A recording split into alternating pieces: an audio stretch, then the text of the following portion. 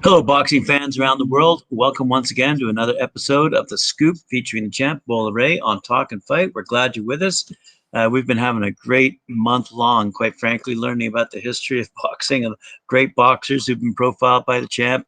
Who do you got lined up for us tonight? Well, who are you going to shock me with? I mean, if Teddy Atlas wasn't shocking enough, yeah, you know? I got a couple more for you. Perfect. Keep lining them up because I was bragging about you today, saying how much I'm learning. It's like going to school. I'm being schooled.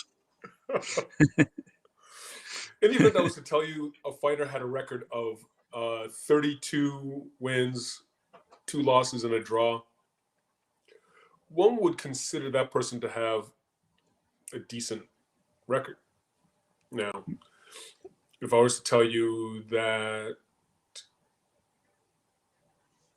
or if I was to tell you that the record was just of world title fights, no, that person's unbelievable. Yeah. Right?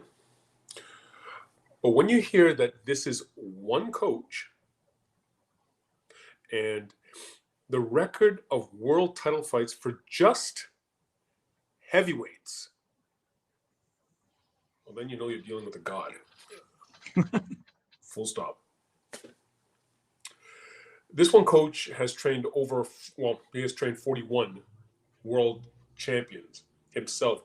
Over 2 dozen of them he actually cultivated and brought them to the world title, which speaks volumes in its own right. These are superhuman stats. I cannot think of another coach who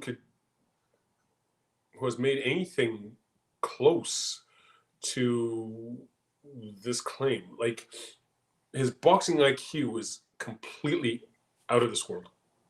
Full stop. My name is Bola Raymond Olubuwale, and this is The Scoop.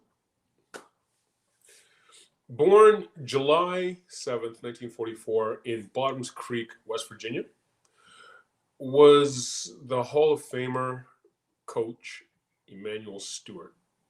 Manny, as he's known by his friends.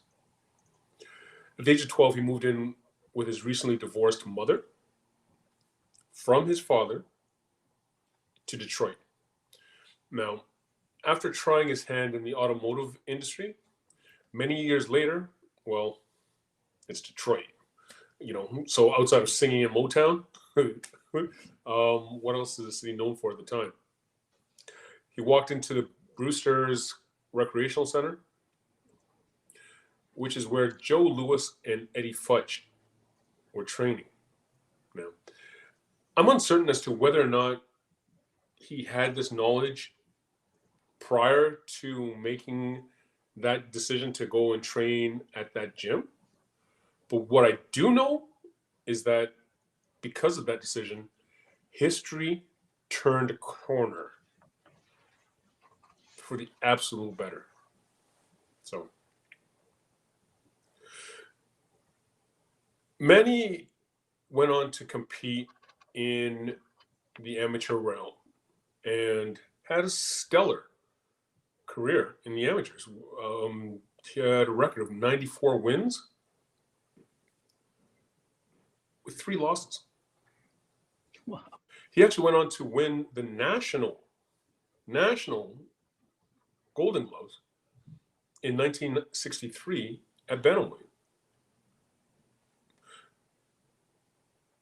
He was nothing short of a specimen, but I don't know. I don't know of another fighter that had such a decorated amateur career, at least in that time. Now, with a record like that, you'd think that the pro scene is inevitably the next step, but it wasn't. Manny didn't have the fire for being an athlete. He much preferred being a coach. So the rest was history. Now, Steward's story crosses paths with Kronk Gym, the legendary Kronk Gym in Detroit in 1971, when he brought his half-brother there to train. And after some time, he became an assistant coach at the gym. Now, he trained several of America's top amateur prospects before turning his gaze on the pro scene. Now, even though his first fighter to win a world title was Hillman Kenty, who knocked out Ernesto España for his WBA lightweight strap March 2nd, 1980, in my personal opinion, the fighter that defines Manny, bar none, has to be the legend Tommy the Hitman Hearns. Now, Tommy was nothing short of a freak of nature in that he stood at 6'1", and in the amateurs, he fought at 135 pounds. Well, yeah. Good luck to anybody getting inside that reach. Looking like a praying mantis, all thin-limbed and virtually no torso to speak of, Manny worked on this fast-footed, light-hitting specimen until he is now arguably the most devastating puncher in history. He is always in that conversation. People were surprised when Deontay Wilder came on the scene. He went as far as 42 fights, 42 wins, 41 knockouts. But in reality, he was just a heavyweight version of Tommy Hearns, except Tommy could box. And well.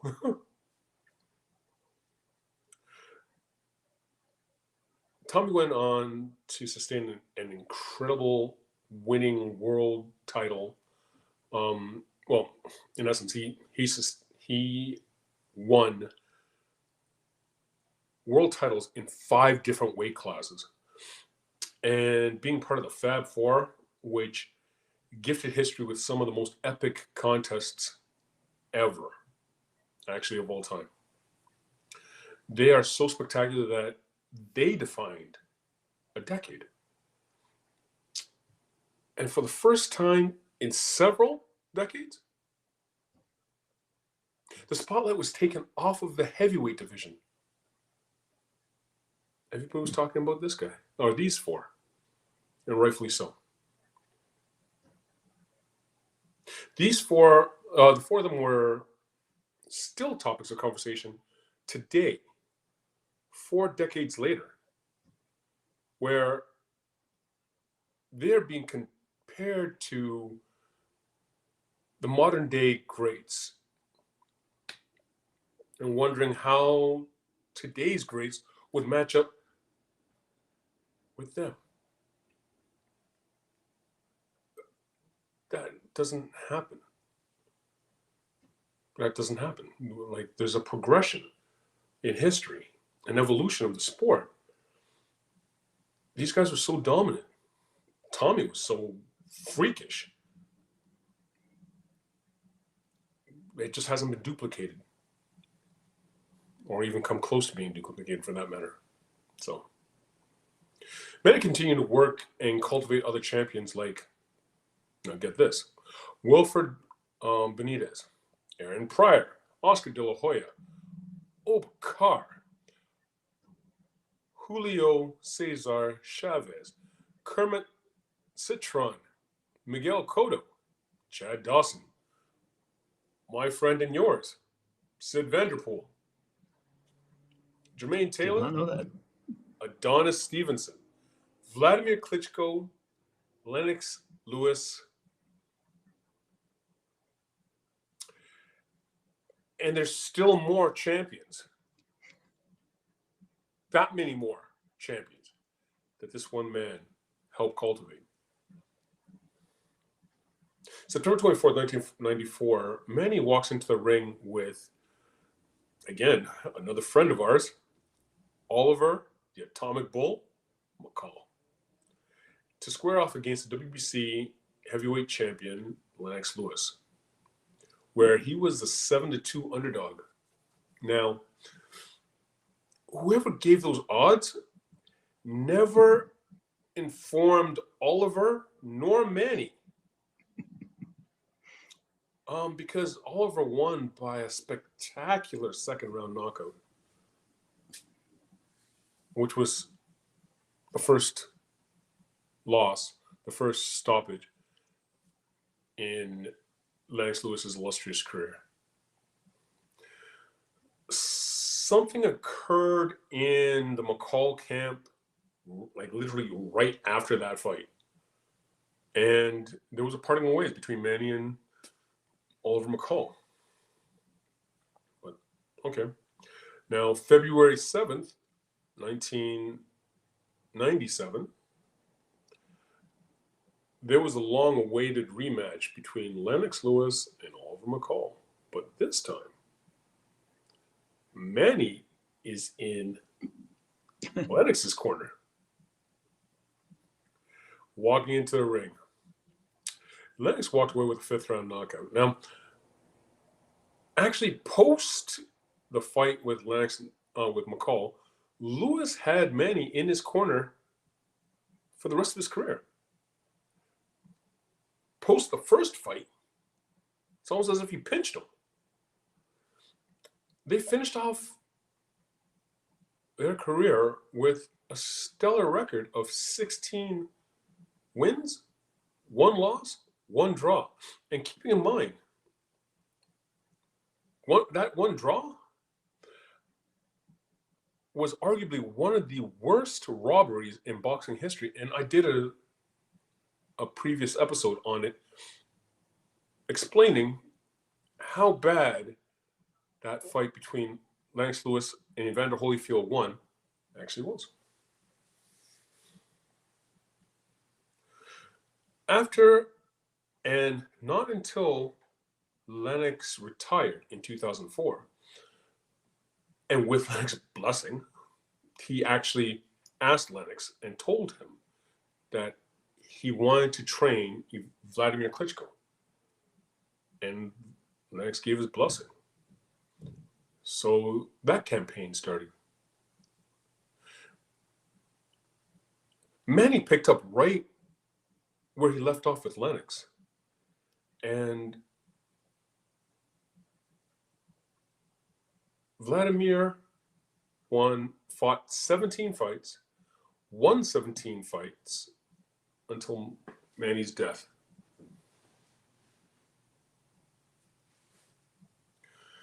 This coach knew how to win. Their partnership ended due to Manny's battle with colon cancer and eventual death, October 25th, 2012. Now, Ken Hirschman, president of HBO Sports, where Steward had worked as a commentator since 2001, released a statement saying, "There's no adequate words to describe the enormous degree of sadness and loss we at HBO Sports with the tragic loss of Manny Steward. For more than a decade, Manny was a respected colleague who taught us so much, not only about the sweet science, but also about friendship and loyalty. His energy, his enthusiasm, and bright smile were a constant presence. The 10 bell do not seem enough to mourn his passing. His contribution to the sport and HBO will never be forgotten. Our thoughts and prayers are with the family." I genuinely don't know if it could be surmised any better. He was a juggernaut of a human being, to say the least. And he also was very much a figure in the world of philanthropy in Detroit. Several different charities he would donate to and be affiliated with. He had a love affair for Rolls Royces and mansions, but again, equally philanthropy. He was a stellar person inside the ring and out. I met him once at the funeral of a friend and coach, Arnie Beam. He was actually Lennox Lewis's amateur coach. And just a down to earth, not overly quiet, but down to earth guy who I just remember him like trying to measure me up with Lennox. I'm bigger than Lennox. So he's like, yeah. You busy? Like, yeah, I think I am. He was a spectacular man, and he will not be forgotten anytime soon. So, now with that, that's my show. That's my episode. So if you like this episode, please hit the like button and subscribe. And don't forget the notification bell. It's your boy Bola, and that's a scoop. You certainly picked the polar opposite of Teddy Atlas, didn't you? I mean, that Manny Stewart seems like a gentleman in every respect. And I'm sure Teddy Atlas had his moments of gentleman-ish too. No. But no. No. So there you go. Polar opposites. In comparison, wow. Emanuel Steward is a candidate for sainthood. Like straight up. Fair enough, man. That's pretty cool. Like that guy must have had some secret sauce. He must have known how to do it.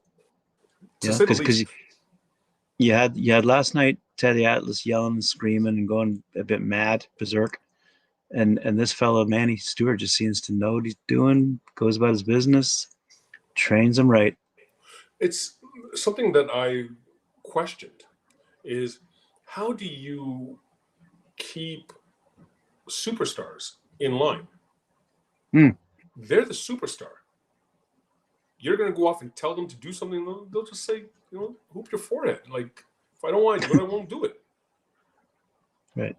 But, well, Teddy had his methods. Put a gun to your head. But Emanuel was the polar opposite.